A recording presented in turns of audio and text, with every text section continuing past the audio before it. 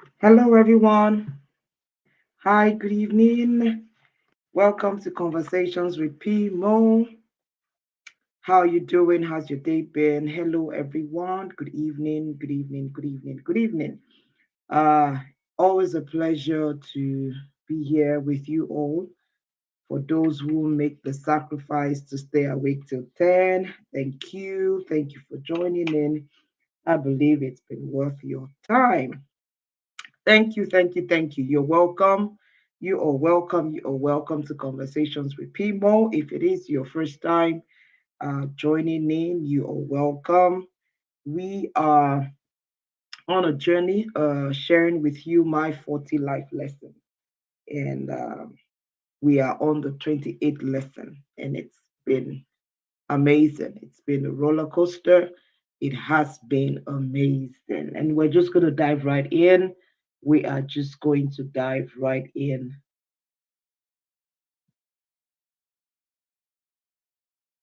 Awesome. So, my 28th life lesson, we are under the category of love and marriage.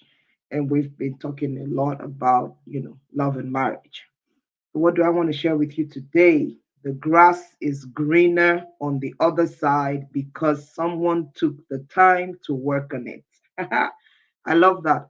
The grass is greener on the other side. Someone took the time to work on it. We just have a way of just stretching our necks and just looking at the other person's compound, and then we become very competitive and sometimes envious, and then we're looking at that neighbor, seemingly looks like, they're having a great time, they're always cuddling, always, wife is always smiling, and all of that. All those things are great, and they are things that we should desire in our marriages. Or for example, you're looking at your neighbor. Let's talk about something a bit more materialistic. And oh, last year the husband bought the wife a car. This year, he's changed the car again. And then you're all like, what's happening here? And then you begin to wonder what's happening. The grass is greener on the other side because someone took time to work on it. One of the things that I've come to realize and understand early in marriage is that marriage requires work. We often push that agenda of um, make sure you marry a Christian, make sure you marry a believer, and all of that. Shine your eyes. We push that agenda. We counsel with young ladies, single ladies, and we're all up about, choosing right, marrying right, finding the right person, being in the will of God. Great, great, great, great, great. But it just seems like, and this is my own observation, like that's just the ticket. Once you shall find the right person that is in the will of God, then every other thing will just kind of like, line up. Sorry to bust your bubble. It doesn't work that way. It doesn't work that way. It doesn't work that way. So the fact that this person is the will of God for me does not mean that it will automatically work out. Trust me. No, you don't just fold your arms and say, oh, this is the will of God for me. God showed him to me in my dream. I mean, it was clear, it was a vision. I don't doubt all of that.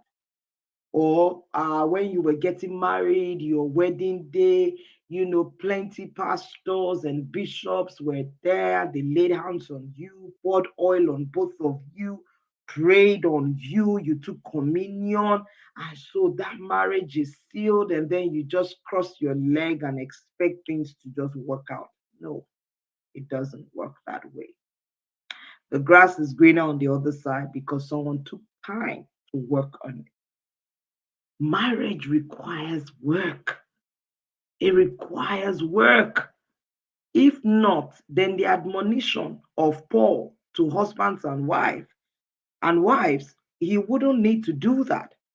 He would just say, once you found the person, oh, hip hop hooray, all well and good. You guys are awesome. You guys are wonderful. Everything is going on well. You don't need anything. You don't need straight. In fact, your life is just perfect. No. For as long as we're on this side of the world, as long as we're on earth, we are social beings. We interact socially. We are subject sometimes to the dictates of the world, to our human emotions and feelings. And so we are bound to err, to step on each other's toes. I mean, we are bound to sometimes respond, in the flesh.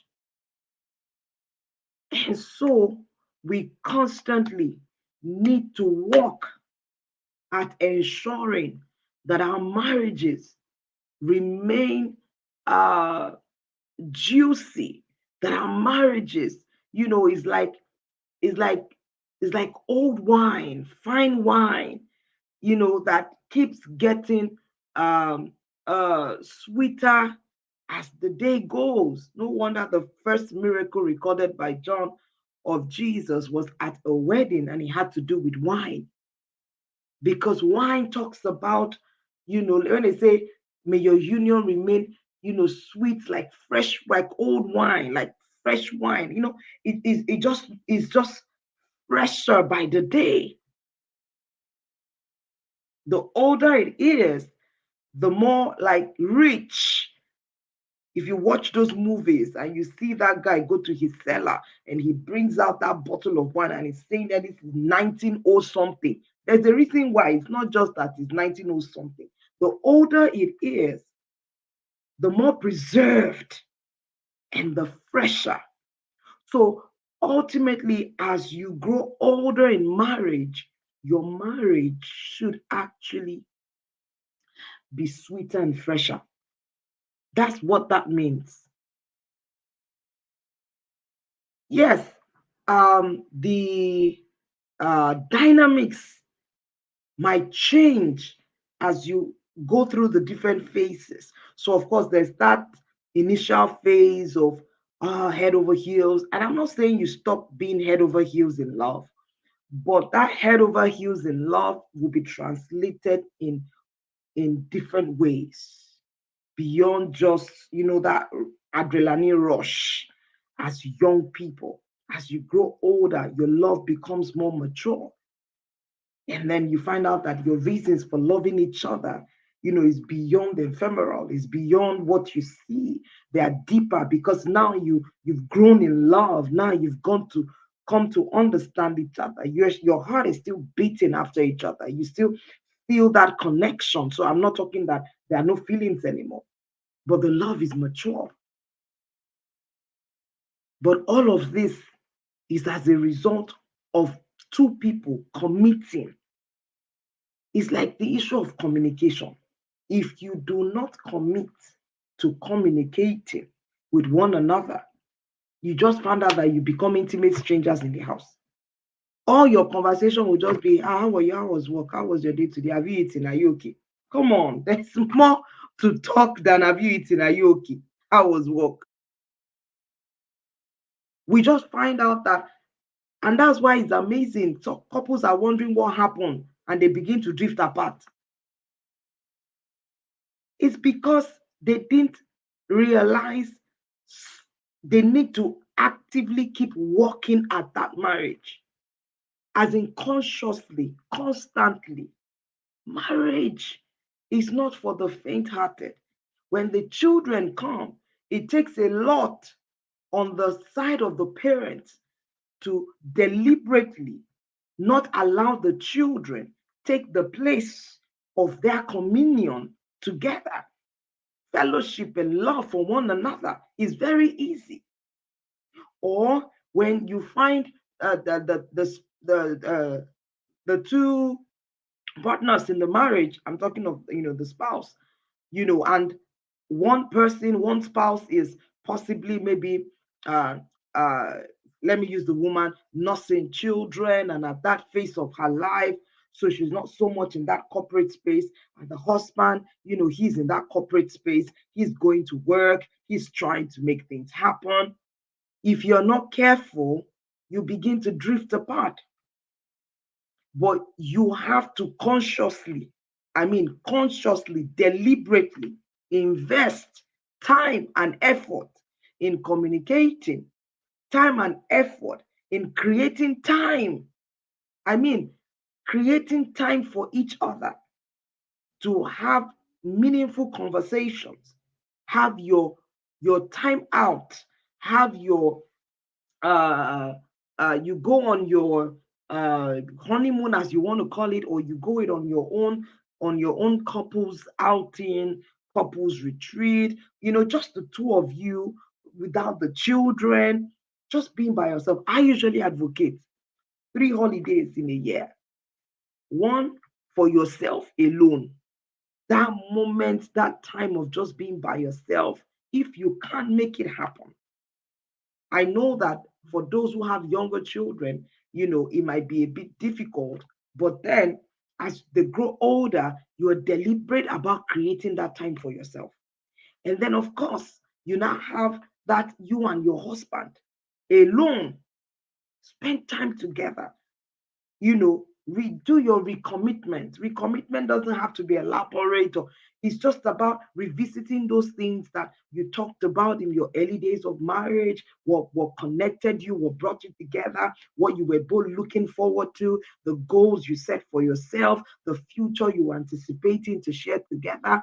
Have those moments. And of course, you have your family time where you all go out.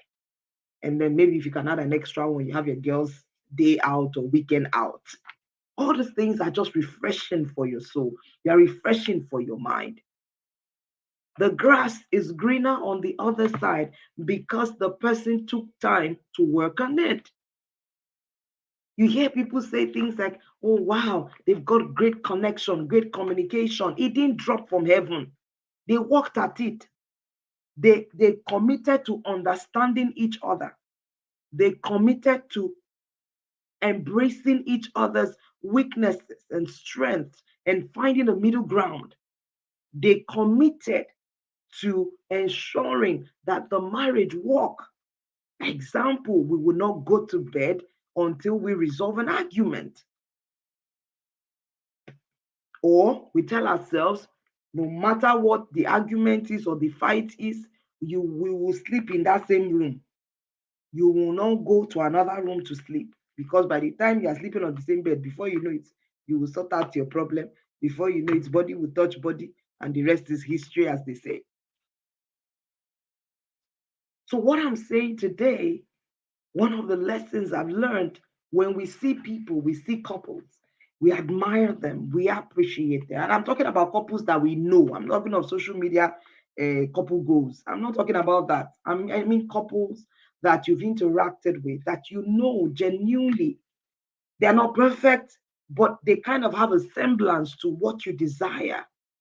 Trust me, they didn't arrive there one day. They didn't arrive there overnight. They worked at it.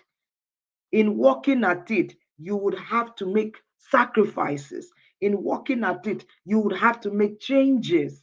In working at it, you would have to make compromises. Those are the things. You must be ready. You want a great marriage? Be ready to work at it. It's so funny. People go through life, and then as they grow older in marriage, it now looks, and it's so funny. You that before you used to compliment your wife, you appreciate her. You will notice when she does any new hair. Now you just feel like, it's let's just be, you know. And I hope we don't have people in this generation that your husband is calling you mama something. I really cannot imagine it. That my husband will call me Mama Toluani. Like, seriously, how? How with that sound? What am I saying? Or you see, couples having fitness goals together and telling themselves, no, we're going to do this together. I'm going to pull you with me. We're going to make this happen together. It's commitment. It's them being deliberate. Colossians chapter 3, 18 to 19 says, Wives, understand and support your husbands by submitting to them in ways that honor the master.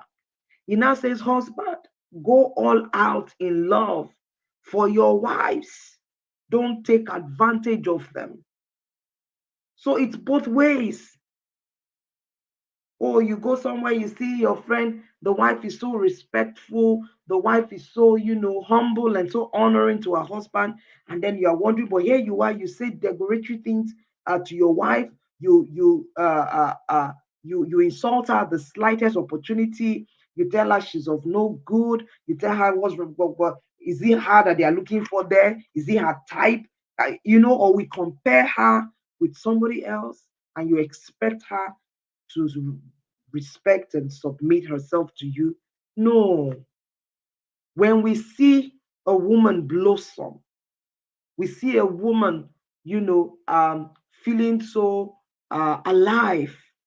There's a man, her husband, who has given her latitude to spread her wings, who has given her latitude to give expression to the things in the inside of her, who has also been possibly her greatest cheerleader, encouraging her, cheering her on, vice versa.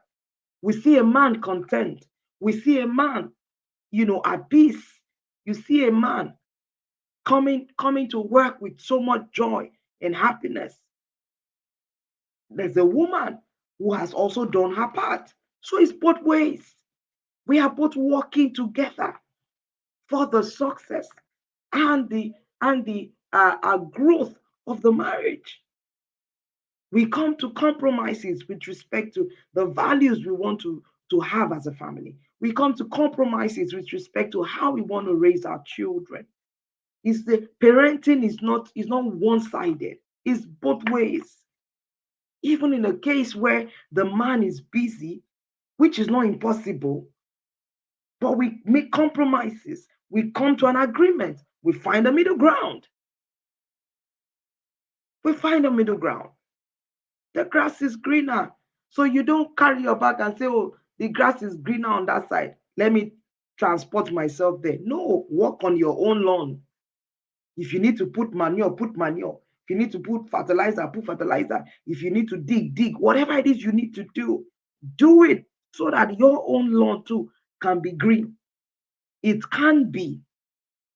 It can be green if you are committed. So please, to those my spirit cocoa brothers and sisters who feel like the ultimate is hearing God as per this is the will of God, that's not the ultimate. That's just the starting point. There's work to be done. When Jesus was going to be born, the angel showed up to Mary and gave her this, showed up in a dream to Joseph and said this. We would have thought that's the end. Okay, we've accepted now. Let's have Jesus. But then at some point in time, when he was a young boy, as a young child, Herod wanted to kill him. The process of hearing has not stopped. The angel appeared again to Joseph and said, take this boy and live here. Go to Egypt. It's a continuous adjustment. We are constantly adjusting, readjusting. For some people, you don't even know how you would react or how you would manage certain circumstances. For example, if you started marriage, in a very humble way, and then you find yourself, coming into wealth as God has promised, how do you navigate those seasons? How do you navigate it? Or when you're going through a trying time, you never envisaged that you would have to wait for a child for probably 5 years or 3 years or 10 years. How do you navigate those seasons? It's important. Walk, commit to walking. I had to learn early in marriage that it is our responsibility to find out what works for us and how best to keep the fire burning. It's our responsibility. Deliberately creating time together out of our busy schedule, going for date nights, finding what works for both of you. Because every couple is unique in itself. Trust me, unique in itself. The grass, I say again, is greener on the other side because someone took time to work on it. Commit to working on your marriage. Commit. For guys, can I just say this lastly? I know a lot of guys don't like all this counseling thing. And if you're a guy listening to me and your wife has been saying, let's go and speak, there's nothing wrong. In the multitude of counselors, there's much safety. There's nothing wrong in seeking counsel. There's nothing wrong in looking for the right counsel.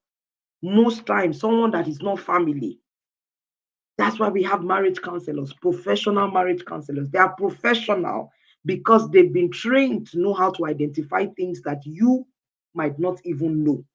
A lot of marriages have been saved because they spoke with someone, because they submitted themselves to marriage counseling.